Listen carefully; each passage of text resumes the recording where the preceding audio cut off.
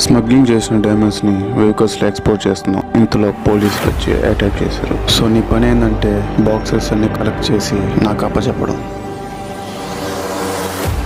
నాకు ఈ ఫీల్డ్ కొత్త, దొరకకుండా పనిచేయడం నాకు కొత్త ఏం కాదు.